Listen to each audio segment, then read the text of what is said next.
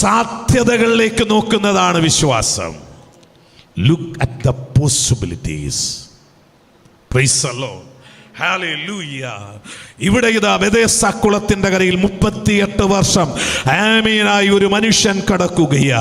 അനേക വ്യാധികളും ദീനക്കാരും ആവശ്യക്കാരും ഒക്കെ ആയിരിക്കുന്ന മണ്ഡലങ്ങളിൽ അവനും ആശ്വാസത്തിനായി ആയിരിക്കുകയാ. വർഷങ്ങൾ 38 പിന്നിട്ട് കഴിഞ്ഞിരിക്കുന്നു.